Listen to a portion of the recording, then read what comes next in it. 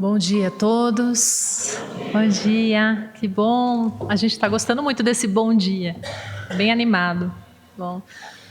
Bom, quero agradecer essa amada casa. Me sinto em família quando estou aqui com vocês. A Gleide sabe disso. Agradeço mais uma vez o convite, a confiança, a presença de cada um de vocês, né? Nesse domingo, nessa manhã, estão aí dedicando 1 hora para me ouvir. Eu valorizo demais isso. Vocês saibam que eu fico com o coração aquecido aqui na frente, ao saber que tem pessoas que colocam esse voto de confiança. Então, de todo o meu coração, muito obrigada. E vamos pedir a Jesus, nosso mestre e amigo, não é? Que nos inspire, que nos ajude também para que a gente possa abrir o nosso coração para receber a semente do Evangelho, né? Com boa vontade, o coração trabalhado no amor, na receptividade, para que essa semente possa de fato germinar, né? Virar broto, tornar-se uma árvore, gerando flores e frutos, muitos frutos. Esse é o meu desejo. Falando sobre tempestades da vida, que fazem parte da vida. Nós sabemos que estamos num período de transição planetária. Acredito que a maior parte dos que estão aqui, se não todos, já ouviram falar, não é? A nossa amada casa, a Mãe Terra, já foi um planeta primitivo. Segundo os espíritos, existe uma classificação, não é? Dos mundos habitados. Jesus disse: há muitas moradas na casa do meu Pai. Está no Evangelho de João. E os espíritos vêm explicar e aprofundar o olhar do Cristo, trazendo o símbolo e também seu significado mais profundo, e vão dizer: sim, todos os mundos têm a sua função, nada é feito pelo nosso Pai sem uma utilidade. Os mundos, se não quase todos, não todos são, mas quase todos são sim habitados. Os espíritos vão dizer, isso está lá no Livro dos Espíritos, a partir da questão 715. Então, nós sabemos que existem gradações evolutivas nesses planetas.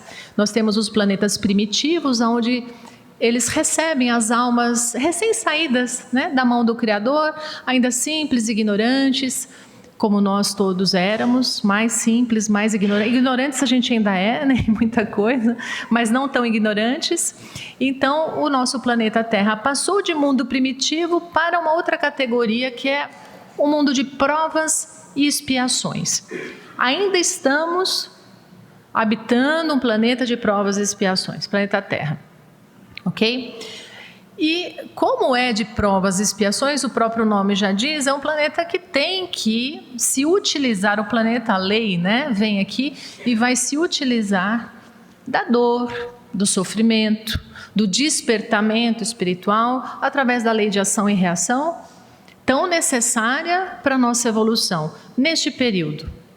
E daqui estamos indo para um planeta de regeneração. Então os espíritos vão dizer, depois, primitivo, provas e expiações, regeneração, felizes ou ditosos, e por último, mundos celestes ou divinos. Estamos chegando no meio do caminho e é preciso comemorar, é preciso ter bom ânimo. Já ultrapassamos tantas tempestades, essa é mais uma. Agora é uma grande tempestade, não é uma pequena tempestade. Vocês têm sentido isso? Então, Kardec vai dizer, olha, quando as tempestades são menores, elas são locais. Por exemplo, hoje é 21 de abril, feriado.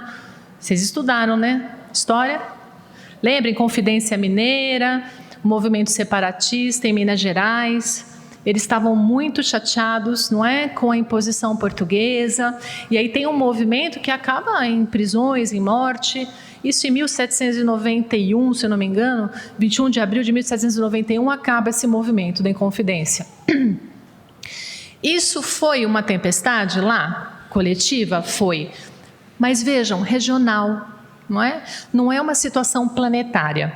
Então, durante a evolução desta comunidade humana, neste planeta, no mundo de provas e expiações, a gente foi enfrentando tempestades circunstanciais, regionalizadas, ao longo de todo o processo. Terça-feira que vem é Pêssar, é a Páscoa judaica. Na lua cheia, nós vamos ter a Páscoa judaica.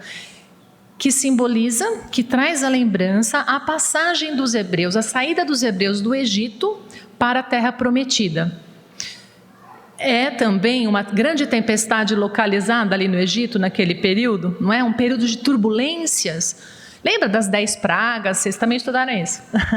Pois é, não é? Segundo o Antigo Testamento, para os hebreus saírem do Egito, não é? E chegarem à Terra Prometida, o que aconteceu? Foi preciso convencer o faraó Ramsés II que eles tinham que sair. O Ramsés falou, não vai, porque eu preciso da mão de obra, né? Vocês estão sendo ingratos. E aí vem as 10 pragas e chega a morrer os primogênitos dos egípcios, que é a última das pragas. Aí Moisés leva aquele povo, o cajado bate no solo, abre o Mar Vermelho. Quantos símbolos nisso, não é?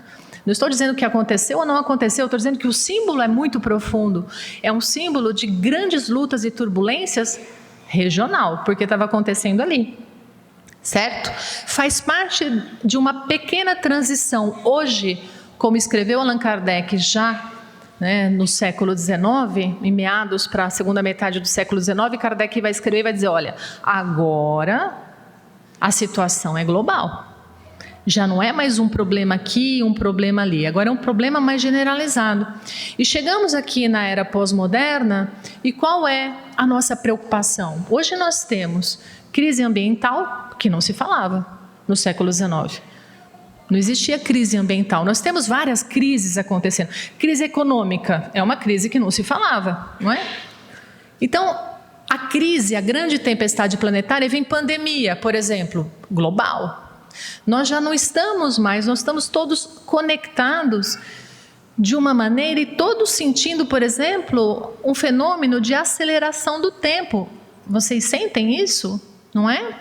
Porque os desafios estão mais constantes. Então, psiquicamente, não é que o relógio Cronos, cronológico, né, que vem do Deus Cronos, ele está andando mais rápido. O segundo ainda tem o valor de 1 segundo. A hora tem o valor de 1 hora.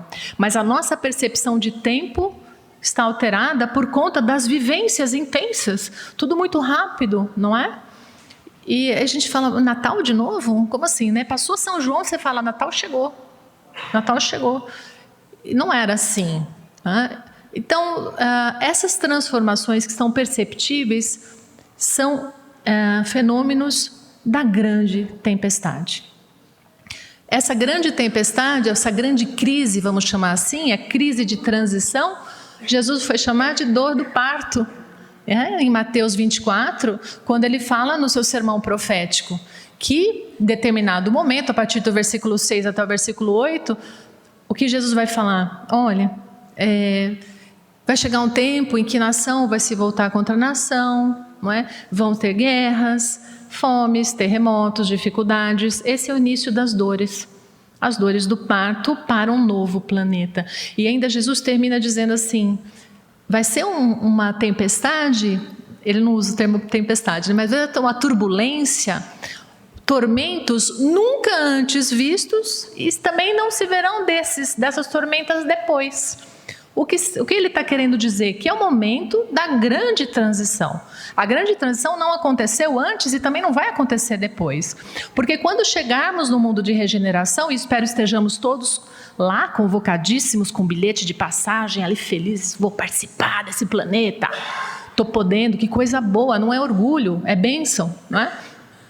Quando chegarmos no mundo de regeneração, não vai mais precisar ter tanta tormenta, minha gente, porque aí não somos de todos bons, mas o bem prevalecerá e vai ser maior, né, em número do que o mal, a ignorância. Então, quando já estamos trilhando, não é, numa jornada mais amorosa, não precisam mais.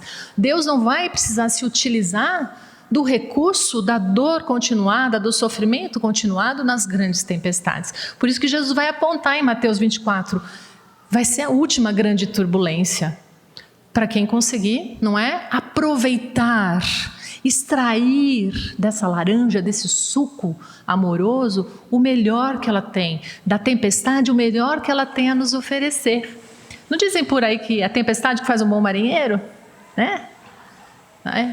Emmanuel, no livro Vinha de Luz, capítulo 119, o capítulo se chama Fortaleza. É lindo, ele toma um versículo de Paulo aos Romanos, onde Paulo vai falar, olha, as turbulências, as tribulações é que trazem fortaleza. E Emmanuel vai dizer, na primeira frase desse fantástico capítulo, ele vai dizer, quereis fortaleza? Não eviteis as tempestades. E nós muitas vezes ficamos, ai meu Deus, por que eu não queria, me tira daqui. Não quero passar por essa transição planetária. Quereis ficar fraco espiritualmente? Despreparados? Sem autonomia espiritual? Bendita seja a tempestade que nos fortalece, que nos transforma, que nos coloca na posição e na situação de candidatos aprovados ao mundo de regeneração. Eu não quero voltar para um mundo inferior à Terra de jeito nenhum. Então vamos lá, cada um com seu barquinho, e esse é o símbolo da manhã de hoje que eu quero me utilizar, né? Sejamos comandantes, cada qual da sua embarcação. No Evangelho, o símbolo da água, quando eu falo em símbolos, não é? É um olhar profundo, um olhar espiritual sobre aquilo que os evangelistas narraram acerca da vida do Cristo. O Evangelho não é só um livro histórico, não é um livro de contos, não é? O Evangelho traz símbolos que são atemporais. E quanto mais passar o tempo, mais a mente humana consegue aprofundar no sentido real do Evangelho. Então, o símbolo da água, muitas vezes Kardec vai tomar esse símbolo também, ele vai dizer a água representa o mundo material. As vivências no mundo material, porque a água traz essa questão da impermanência, né? Imagine as ondas do mar, vão e vêm, calmaria, tempestade. Não é como o movimento da vida?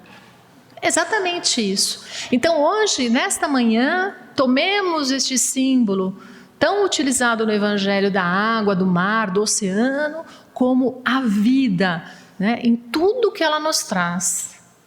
Todas as pessoas, os eventos, é o grande mar, o oceano da encarnação, da reencarnação.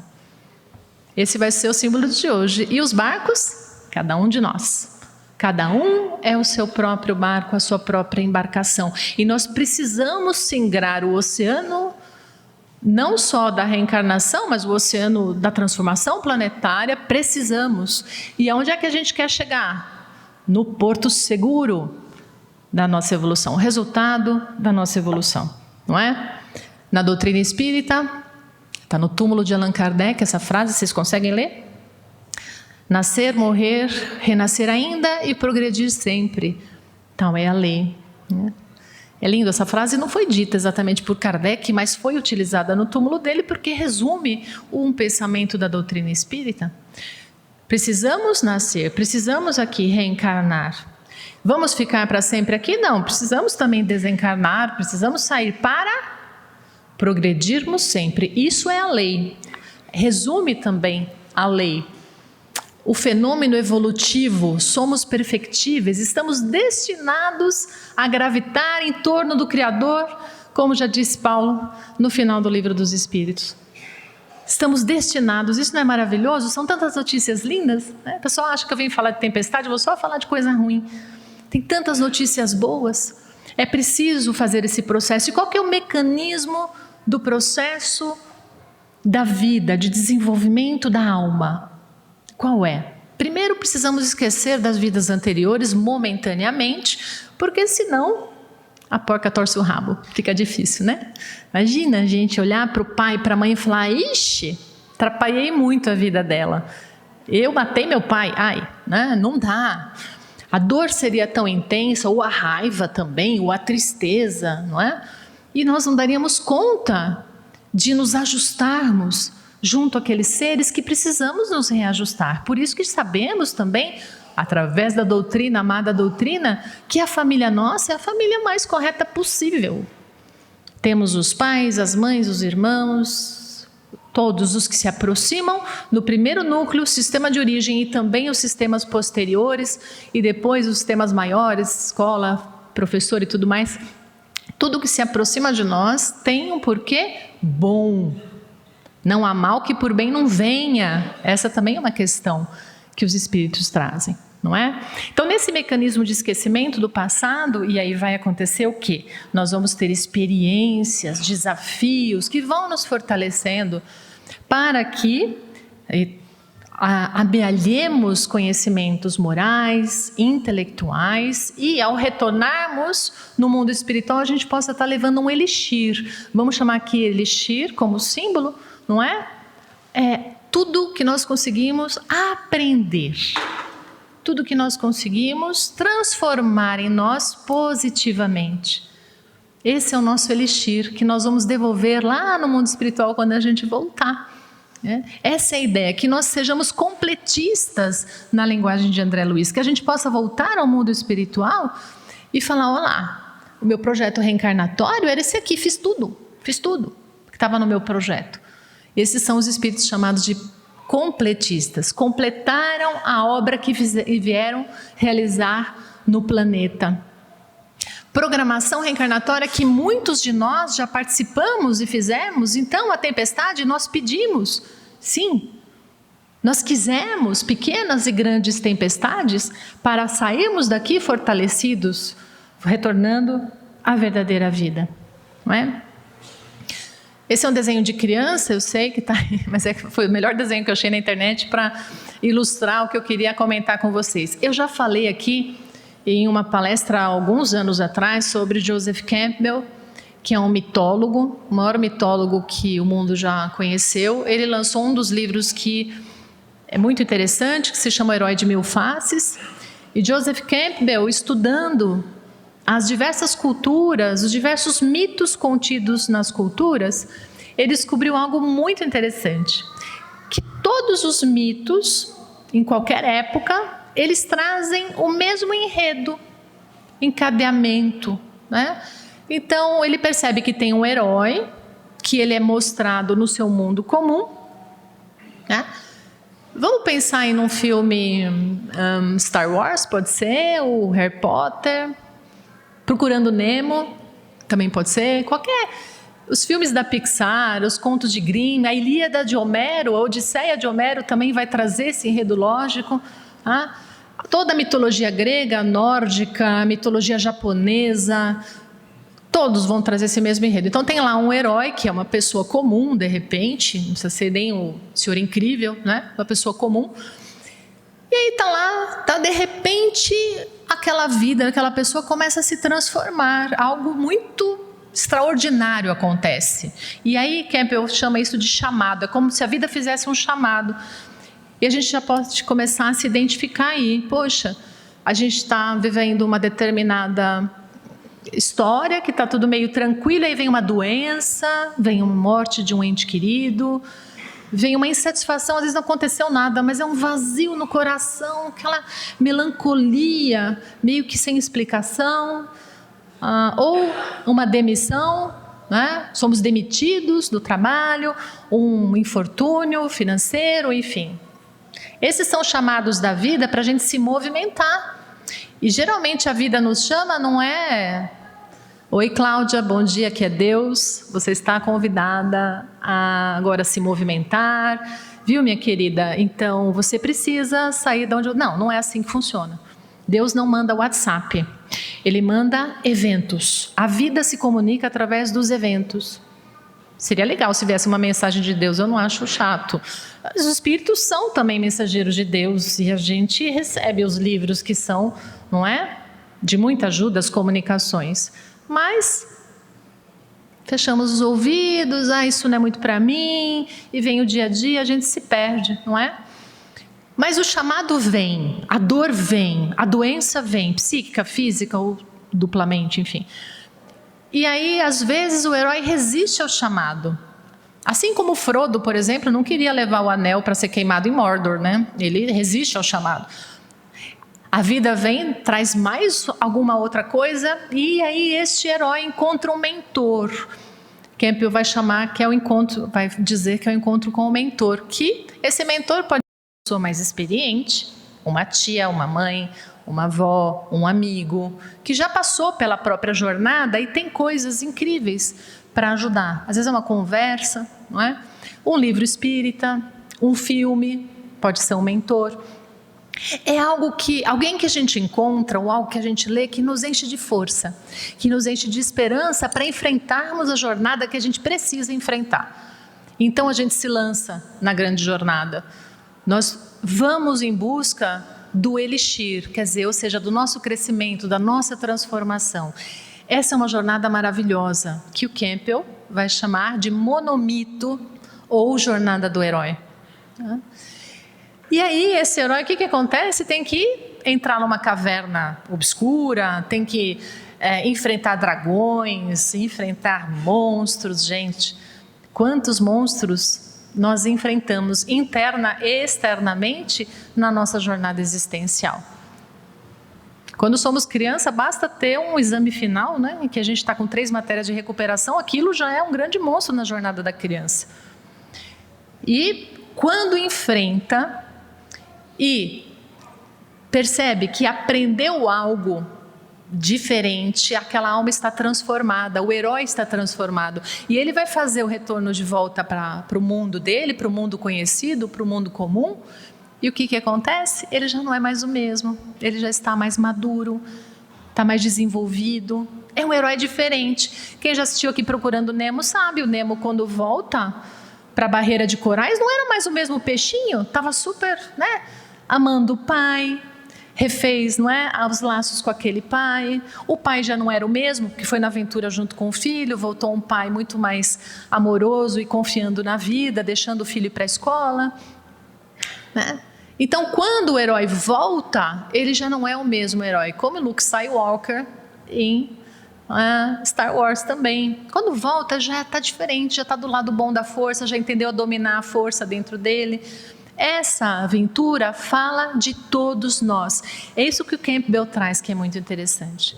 A jornada do herói não fala do herói da televisão, dos Zeus, da Afrodite, dos, né, Perseus da vida, Andrômeda, não. Vai falar de cada um de nós, porque somos nós falando sobre a nossa trajetória evolutiva através de contos e mitos.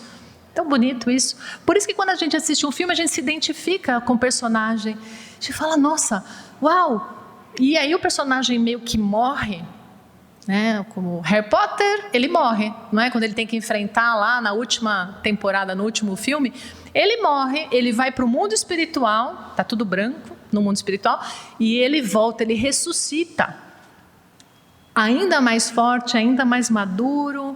Essa é a jornada nossa. A gente morre em vida porque morre uma parte da nossa personalidade, que era ainda ignorante, não é? Que ainda abraçava as coisas difíceis, erradas, o canto da sereia, como falou a Gleides agora há pouco. E aí agora a gente vem com a visão mais desperta, com a consciência mais ampliada. Esse é o resultado da jornada do herói, que é a jornada reencarnatória, não é? Porém, Campbell não demonstra assim, eu que vou trazer dessa forma, é numa espiral. A gente faz uma jornada e volta melhorada. E aí a gente faz outra jornada na mesma encarnação, viu, gente? Então, essa espiral, ela pode ser vista como se fosse toda a evolução do espírito até se tornar um espírito crístico, que é o nosso destino também, ou numa encarnação. Quantas jornadas a gente viveu e foi evoluindo, então a gente chega de um jeito e sai de outro, não é? Com ampliação, veja que a espiral vai ampliando, ampliação de conhecimento, de amorosidade, a asa intelectual, a asa moral, que faz elevar o espírito, que faz elevar a alma nos voos mais celestes, não é? Que é o grande objetivo. Aí tem uma imagem. Esse é o mentor, não é? O Yoda é o mentor de Skywalker, não é? Detalhe do momento, ele falava de um jeito bem legal, né? É meio tupi-guarani o Yoda, lembra ele falando?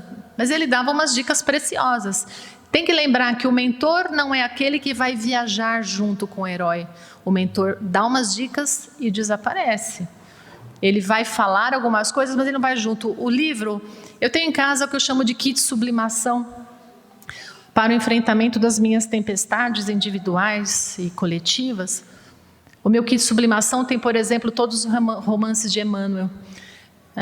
Eu começo lá, né, com 2000 anos, 50 anos depois, leio Renúncia, Ave Cristo, Paulo Estevão, não sei quantas vezes, porque eu também não sei nem quantas tempestades eu já tive que enfrentar, mas a verdade é que cada vez que eu leio um romance, eu termino, uau, vamos lá, tenho força. Lívia me inspirou, né? Alcione me inspirou, porque a gente vai se identificando ali com aquelas histórias, você fala, bom, se enfrentou um leão, eu pelo menos enfrento um gatinho aqui, né? Vamos lá, a gente dá conta. Filmes, músicas que nos elevam, fazem parte de um arsenal positivo que a gente pode ter conosco para nos ajudar nessa travessia, a bagagem que nos ajuda na nossa travessia. Muitas vezes, esses livros são o meu mestre Yoda, não é? As palavras de Allan Kardec nas obras básicas são o meu mestre Yoda. Na Revista Espírita, nas obras póstumas, são o meu mestre Yoda. Quando eu leio Emmanuel, ele é meu mestre Yoda, claro que ele é, não é? E aí eu tenho força para enfrentar a minha jornada. Sozinhos fica muito difícil, se não impossível, não é? Então, meus queridos, minhas queridas, estou indo rápido demais? Está fazendo sentido? Então tá bom. Vamos lá. A importância das tempestades da nossa vida. Elas são muito, muito importantes. As provações, sem elas, nós estacionamos. E lembra que eu falei da jornada do herói, do Campbell? Tem um momento em que o herói passa pela provação. Campbell vai chamar de provação, inclusive. Que é quando a gente enfrenta o momento mais difícil da nossa encarnação. Nesse momento é que o herói, de fato, vai ter que buscar forças sobrenaturais, o Campbell vai falar, dentro dele mesmo. Forças que ele desconhecia. O herói, quando estava lá no mundo comum dele, no mundo, né, conhecido, ali naquela zona de conforto, ele não achava que ele tinha força para fazer metade do que ele faz depois. E aí o que acontece conosco, não é? Quando a gente faz a jornada, nós descobrimos potencialidades que estavam adormecidas no nosso ser, mas que são nossas. Então, para falar sobre isso, simbolicamente, eu vou trazer uma passagem do Evangelho de Marcos, capítulo 4. Ontem eu comentei com o Marcos, que está lá atrás, que era capítulo 5, é capítulo 4, viu, Marcos? No capítulo 4 do Evangelho de Marcos, em que Jesus acalma a tempestade. Essa passagem é lindíssima, profunda e tem muito a nos dizer sobre o tema dessa manhã. Vamos lá começar pelo versículo 35. E naquele dia, sendo já tarde, disse-lhes, Jesus disse a eles, né? Passemos para o outro lado. Eles estavam ali no mar da Galileia, no Quinéret, né? Ou chamado também como Tiberíades, que é um grande lago, que lá em Israel ele é formado pelas águas, pelo degelo do Monte Hermon, vem pelo Rio Jordão e forma um lago lindo, naquela região frutífera também, muito interessante essa região, que é a da Galileia. Jesus estava lá, numa embarcação, e ele chama os discípulos para fazerem a passagem para o outro lado. Simbolicamente já podemos pensar, não é? Jesus está no barco com aqueles homens, né? Ele os convida, vamos fazer a travessia? Agora é o momento da travessia, que pode simbolizar a nossa encarnação, não é? Nós nos comprometemos antes da reencarnação de virmos para fazer essa travessia com Cristo. Sim, que representa os valores, o amor, a bondade, o perdão, a esperança, a alegria, a dedicação, a caridade. Jesus representa arquetipicamente esses valores. A luz da consciência ampliada é a representação do Cristo. E nós nos comprometemos ao convite de Jesus para que nós evoluamos, nós nos comprometemos com Ele. Vamos sim, mestre, vamos lá fazer a travessia, vamos até o outro lado juntos. Estaremos juntos. Muito bem. E eles, os discípulos e Jesus, deixando a multidão. Isso também é uma parte importante. Nos evangelhos nós temos alguns personagens, né? Nós temos a multidão, nós temos os discípulos, vamos ter depois os apóstolos, em Atos dos Apóstolos, e temos Jesus. E temos os opositores também. São esses os personagens dos evangelhos. Quem são a multidão? A multidão são todos aqueles que se aproximavam de Jesus em busca de cura imediata, né? Não estavam ali comprometidos com a lição moral que o Cristo poderia trazer. A multidão era aquela que queria receber algum benefício rapidinho. Se a Casa Allan Kardec de Campinas colocar uma plaquinha lá fora, dizendo que aqui se faz curas espirituais, e se eu fosse uma médium de cura espiritual, teriam pessoas com filas a 3 quarteirões daqui. Curas físicas, não é? Curas imediatas, se fosse um centro de cura, porque a multidão quer o alívio imediato, mas nem sempre quer a vivência do Evangelho. Quem quer a vivência do Evangelho já é discípulo, já não é mais multidão, ok? Então eles se separam da multidão, ou seja, quem vai com Jesus no barco? Os discípulos. Os discípulos vão com Jesus no barco. Assim como estava no barco, e havia também com eles outros barquinhos que estavam ali, não é? no lago. Então levantou-se um grande temporal de vento, como esse que a gente está vivendo agora na terra, não é? Um grande temporal de vento, e subiam as ondas por cima do barco, de maneira que já se enchia.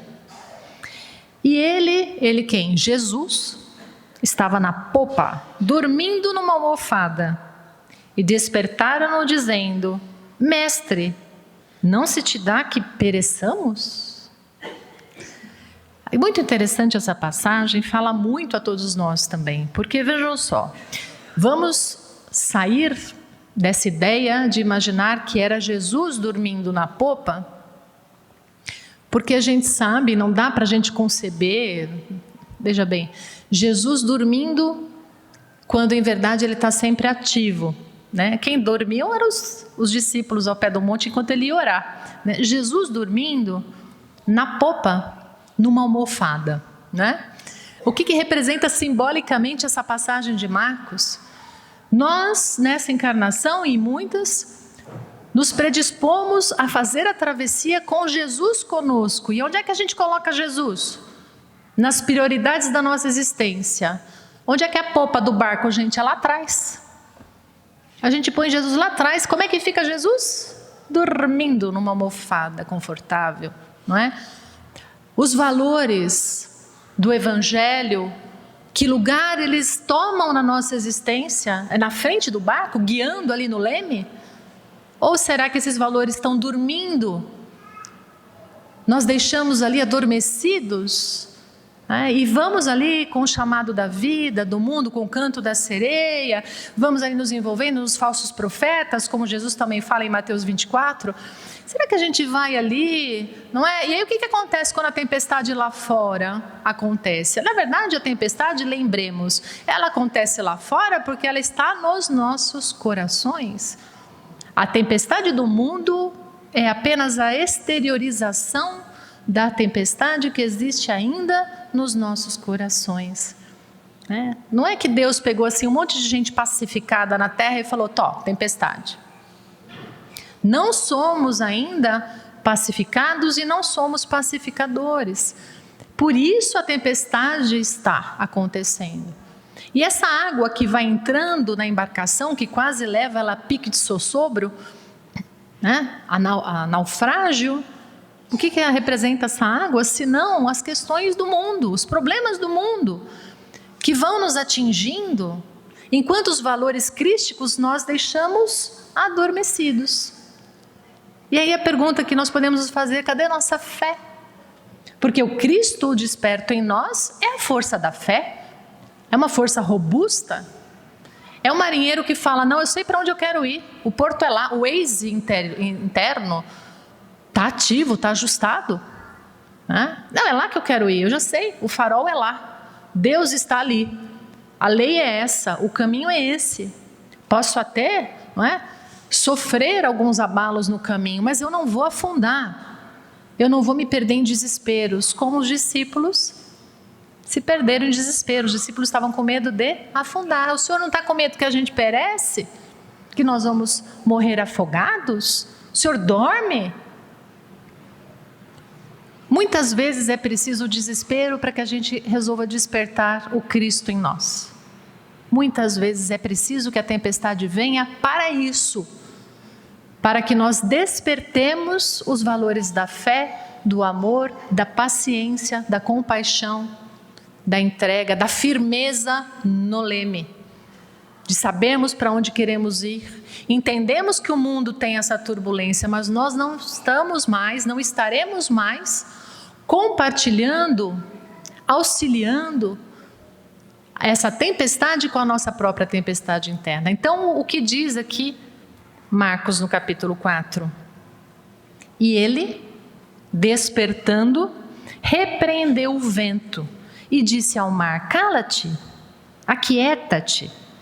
E o vento se aquietou e houve grande bonança. Né?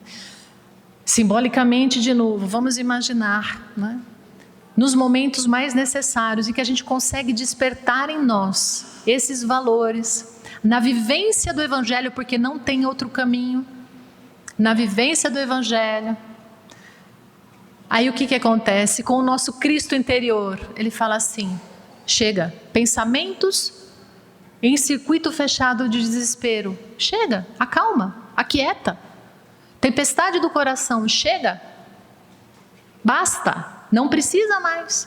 Então as vozes exteriores de desespero, as vozes exteriores, não é, de brigas, de polarizações, de encrencas, dessa horizontalidade da terra, ela já não tem mais tanto poder sobre nós, porque o coração se aquietou, os pensamentos se aquietaram, o interno, o barulho interno se calou, porque o Cristo em nós despertou.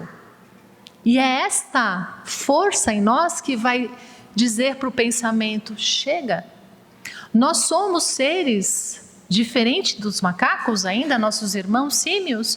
Nós podemos pensar sobre o que nós estamos pensando. A gente já consegue avaliar. Uau, isso que eu estou pensando aqui, hein? É verdadeiro? É real? É bom? Usa o crivo socrático, gente. É justo? É bom? É verdadeiro? Isso que eu estou irrigando no meu coração faz parte mesmo? Ou será que é uma paranoia social que ressoa na minha paranoia íntima e eu fico irrigando? Em vez de irrigar o calma, Jesus também está no leme comigo. Deus está no leme dos universos. Nada temerei, como o Salmo 23 do nosso querido Davi, não é? Deus está comigo, seu cajado me fortalece e consola, e mesmo que eu precisar passar no vale das sombras e da morte, nada temerei, porque Deus comigo está. É. E aí a gente consegue passar o vale da sombra e da morte, e a gente passando na grande tempestade. Ok?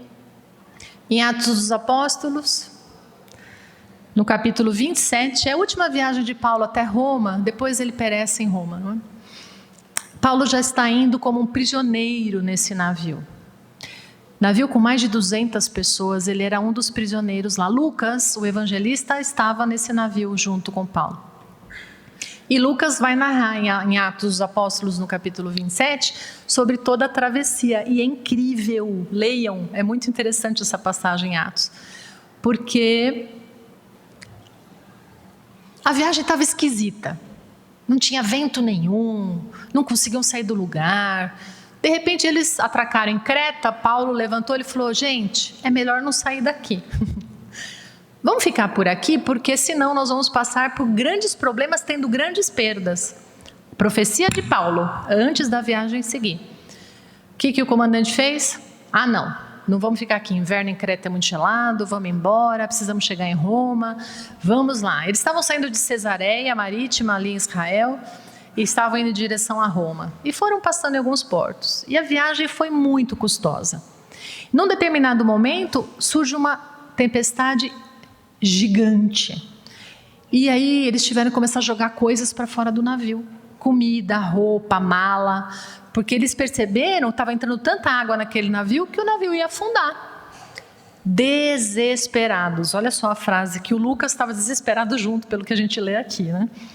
E não aparecendo, havia já muitos dias, nem sol nem estrelas, ou seja, muitos dias de tempestade. né? E caindo sobre nós uma não pequena tempestade, fugiu-nos toda a esperança de nos salvarmos. Essa é uma passagem muito importante para nós. Jamais percamos a esperança. A esperança é o que nos mantém firmes no leme também. E o que acontece no meio da turbulência? Paulo percebeu que eles estavam desesperados. Ele conversava ali com todos, ele era muito respeitado, embora fosse um prisioneiro. Eles não queriam que Paulo fosse um prisioneiro, essa que é a verdade. Paulo então se aproxima e fala: acalmem-se, chega de pânico. Eu sei que vai acontecer, o navio vai afundar, mas nós não vamos perder nenhuma vida, tá? Realmente o navio vai afundar, mas todos iremos nos salvar, fiquem calmos. E aí o Lucas, que bom, né?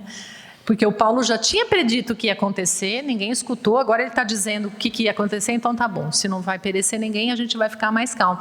Paulo é a voz da esperança naquela embarcação, Paulo é a voz do Cristo naquela embarcação, porque aliás Paulo já era um apóstolo, não era nem mais discípulo. Essa é a diferença entre o discípulo e o apóstolo. O apóstolo é aquele em que o Cristo vive e fala através dele. Tanto que Paulo vai escrever: já não sou eu mais quem vivo, mas é o Cristo que vive em mim. Ele já é um apóstolo. E ele era o apóstolo naquela embarcação. E ele levanta e diz: tenham calma, tenham fé, tenham fortaleza, tenham ânimo. Vamos seguir.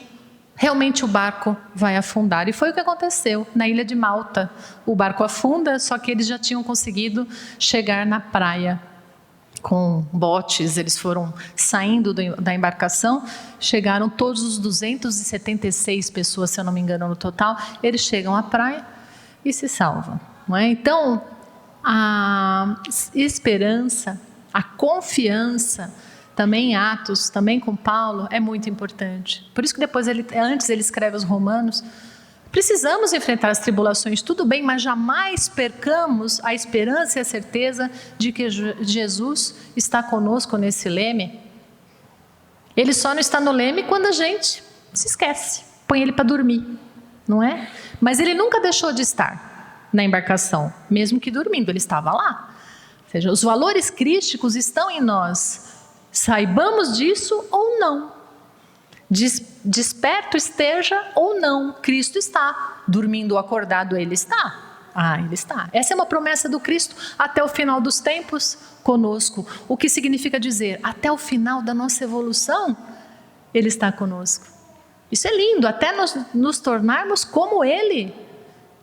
Planeta Terra vai seguir com Ele, de primitivo, provas, expiações, regeneração, vai ser um mundo feliz e vai se tornar depois um mundo celeste ou divino com Ele, porque Ele já é celeste ou divino e nós vamos chegar lá com Ele. Não sei se vamos estar todos na Terra, se a gente vai escolher um outro planeta para viver. Tem muita gente aqui que fala que quer ir para Júpiter, que eu sei, não é? Eu sou bem terráquea. Gente, quando a gente olha para esse planeta... mas é lindo demais. Aquele primeiro slide, eu apaixono. Eu choro quando eu vejo a Terra. Eu não sou astronauta, eu sei, mas quando eu vejo imagens da Terra, não é? Eu fui com meu filho, ele era pequenininho ainda, hoje ele está com 2 metros ali. Ele era pequenininho, a gente foi lá no planetário de São Paulo, sabe, lá no Parque do Ibirapuera, tem ainda um planetário, e o planetário tinha acabado de ganhar uma máquina alemã para colocar as estrelas lá para a gente ver. E aí a gente fez uma viagem virtual na cadeira em que a gente ia, se distanciava da Terra, passava, né, saía do Sol, ia ver outras galáxias, aí se afastava, via todas as galáxias, coisa linda, viagem. Aí fomos voltando, você vê a grandeza do Criador, é maravilhoso. Fomos voltando, de repente passa ali, né, pelos gigantes gasosos, bonitinhos, com anéisinhos lá, muito bonito, Saturno, bem legal. E aí passa, né? De repente, quando eu avistei o planeta Terra, eu caí num choro. E meu filho: mãe, tá tudo bem? Tá bom, filho, mas é lindo o nosso planeta, porque é lindo, é maravilhoso, é de um amor que dá quando a gente vê esse planeta azul, né? É tudo tão perfeito que... quando a gente vê Deus, não é? Quando a gente observa, a gente vê o próprio Criador no nosso planeta, essas leis perfeitas. A gente vê o Criador numa flor, numa borboleta e também numa barata. Tem o Criador ali também. É lindo o nosso planeta, maravilhoso, não é? E aí, Jesus está conosco. Ele que arquitetou esse planeta. Ele é o grande diretor desse planeta e está conosco, vai seguir conosco. Então, meus queridos, nas tempestades da vida, Cristo desperta em nós, cada qual no leme da própria embarcação. Isso também corresponde dizer a vocês, não busquemos salvadores fora de nós. Né? Nós temos mentores, nós temos guias, nós temos ajuda, mas quem é o próprio Salvador, quem é o próprio médico de si mesmo? Cada um de nós. A nossa criança interior quer que venha um Salvador nos salvar dos nossos problemas. Então nós nos vitimizamos quando estamos identificados com a nossa criança frágil, lá de trás, ferida. Agora é psicóloga falando, verei o crachá. Tá? A nossa criança, né, que fica ali dizendo que não tem força. É claro que não tem força. Criança não tem força. Mas se nós somos adultos, nós vamos ter força para enfrentar o nosso destino, a nossa questão, o nosso planejamento reencarnatório. Ou então não tem Deus, né? Ou então não tem justiça, ou então não há, né, um porquê, não há um sentido na existência. Então, se a questão nos visita, ela não erra de endereço, é porque temos força, sim, sim, sim, para resolvermos e, como heróis das nossas jornadas, sairmos dela ainda mais forte do que quando ela começou. E é preciso ter essa certeza, essa fé robusta. É preciso... Qual que é o papel do espírita na grande transição planetária? Divulgar o espiritismo? Bom, perfeito, bom. Dar aula? Bom, pode ser. Assistir aula? Preleção? Tomar passe? Bom. Só? Não. Nós temos que ser o Cristo na nossa embarcação no mundo. Força, fortaleza, coragem. Vamos sair do discurso de não vai dar certo, meu Deus, o que será de nós? Não, esse não é o papel do espírita. O espírita é um cristão redivivo, é o cristianismo redivivo, que vai enfrentar o leão que tiver que enfrentar hoje, com força, com coragem. Com Jesus junto, a gente não precisa temer nada, nenhuma tempestade, nenhum leão, nenhum gato, nada. Não precisamos, nem barata, não precisamos ter medo, né?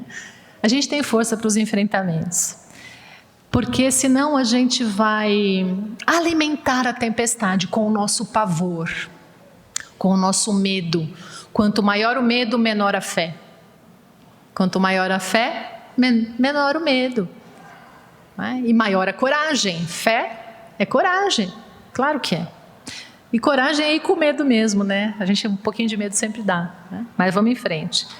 Então, nos pequenos e grandes desafios, e aí eu vou evocar Santo Agostinho mais uma vez, no Livro dos Espíritos, questão 919A.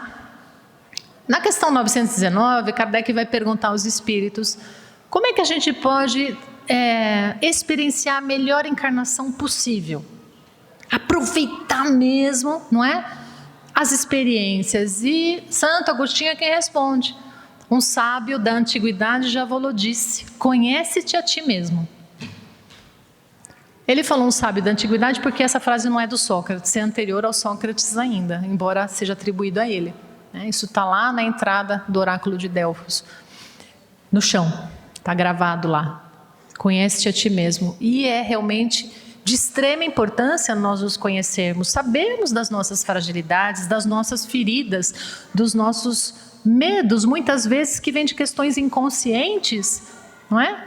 Para que o Cristo possa despertar em nós, o valor crístico, a luz possa despertar em nós, é preciso lidar com as sombras.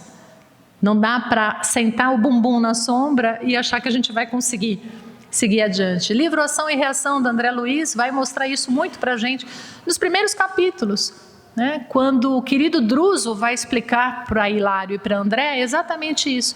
Não tem como ascendermos ao céu sem cuidarmos dos nossos infernos interiores. É preciso cuidar.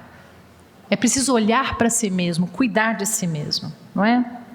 Então tem uma dica aqui de uma grande amiga minha. Estávamos ontem, estava até falando sobre... Na Casa da Prece, lá em Vinhedo, nós temos um trabalho chamado Cuidando do Cuidador. onde nós acolhemos os tarefeiros da casa e fazemos um trabalho em grupo muito interessante, ajudando justamente a olharmos, não é, todos nós juntos, para as nossas sombras, para as nossas dificuldades. É como se fosse uma terapia em grupo, não é? Com vivências, com teorias, é muito interessante. E nessa vivência, uma das terapeutas que estava lá, que trabalha comigo, a Hélida, ela propôs essas anotações diárias baseadas em Santo Agostinho. Ela fala, olha, funciona super bem. Então eu falei, vou levar amanhã para o Kardec de Campinas. Separa um caderninho. Separa um caderno. No final do dia, gente, não é depois das 10 da noite, porque aí o cérebro já não funciona, né? Pelo menos eu. Isso tem que ser final do dia, máximo 7, para eu estar com o meu cérebro funcionando. E ela diz, anota ali o fato. O que aconteceu no dia? Não sei, um problema no trânsito, um problema com a mãe, um problema com o filho. Um fato, exatamente como ele aconteceu. Simples, não precisa ser uma frase enorme, né? Hoje deram uma fechada no meu carro. Pronto, passei esse fato, né? E embaixo eu posso colocar qual emoção que evocou aquele fato. Foi raiva? Vamos nomear. Raiva, tristeza, medo, né? Nojo, não sei. Ou várias emoções. Vamos anotar. Embaixo, qual foi a minha reação? Xinguei? Esbravejei? Feri? Ou não, chorei sem parar, não é? Fiquei emburrada, fiquei emburrado, não sei, minha reação. Então, não reagi, só senti, pode ser também. Aí é que está o papo do psicólogo, tá? Aí a gente vai procurar qual é a necessidade da nossa criança nessas emoções e nessas reações e nesses pensamentos que nós temos. Porque qual pensamento pode ter vindo? Maldito, por que não dirige uma babá, né? Às vezes você não grita, você só pensa, né? Por que eu tenho esse pai? Por que meu filho não me ama? Né? Por que ninguém me enxerga quando eu estou? Por que ninguém me respeita? São esses pensamentos que podem vir, a gente anota todos os pensamentos. E aí, qual que é a necessidade da minha criança? Vou me colocar como exemplo, hipoteticamente, numa situação X. Né? A minha criança quer ser amada, quer ser validada. Ela sofreu por sentir que não pertencia, que não tinha valor. Ou essa criança quer ser acolhida, protegida, precisa de proteção, não é? E qual que é a necessidade do adulto, então? Acolher essa criança interior. E não é um salvador que vai vir de fora fazer isso. Nós precisamos fazer isso. Porque não dá para voltar no tempo e fazer uma nova infância, ou voltar no tempo e ter outras vidas anteriores, porque às vezes as feridas são até anteriores, né? Mas muitas são dessa vida. Evangelho segundo o Espiritismo, né? Kardec vai nos dizer, são as causas atuais, estão na maioria das nossas encrencas, das reações que a gente colhe da vida.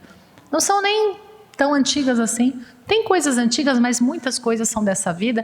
E se a gente fizer o que Agostinho nos sugeriu, qual a sugestão dele?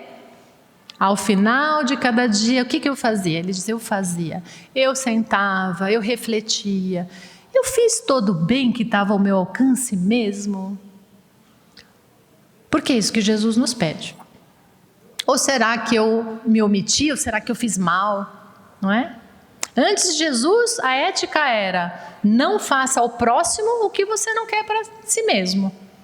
Então, o centro da gravidade é meu umbigo. Eu posso ficar no sofá sem fazer mal para ninguém, que está tudo bem, né? Essa é a ética. Com Jesus, a lei e os profetas mudam. É preciso fazer todo o bem que estiver ao seu alcance. É isso que Jesus pede. E é isso que Agostinho vai dizer. É preciso ver se a gente fez todo o bem possível, que estava ali ao nosso alcance. Ou seja, quando a gente tem ignorâncias, a gente não faz todo o bem que está ao nosso alcance. Porque ignoramos, não é? E aí eu estou só dizendo que quando a gente põe no concreto, como a Hélida nos falou ontem, quando a gente leva para o concreto, para o caderno, sai dessa coisa meio, não é? Fica aqui etéreo, envolve, aí a gente esquece, isso sai. O cérebro gosta quando a gente vai lá e põe, estrutura a nossa caminhada, ajuda a gente fazer o nosso mapa de voo, de saber exatamente para onde a gente está indo. E aí a gente pode até comemorar. Yes! Hoje eu não senti tanta raiva. o fato foi bem parecido com esse que aconteceu o mês passado e eu, lá, a paz de Cristo, né? Vamos lá, como falava Emmanuel, abençoe e passa. Deus abençoe, a pessoa deve estar com pressa. Vou ficar em paz. A tempestade não me pegou, ficou só fora, né? E aí a gente consegue enxergar melhor o nosso passo a passo nessa encarnação. É só uma dica, né? Quem sentir e quem se inspirar. Já estou finalizando, viu, gente? Eu trouxe uma frase que eu gosto muito, do Haruki Murakami, que diz: e quando a tempestade tiver passado, mal te lembrarás de ter conseguido atravessá-la, de ter conseguido sobreviver, nem sequer terás a certeza de que a tormenta realmente chegou ao fim. Mas uma coisa é certa: quando saíres da tempestade, já não serás a mesma pessoa. Só assim as tempestades fazem sentido. Muito obrigada. Um dia abençoado a todos vocês, com Jesus desperto em cada embarcação.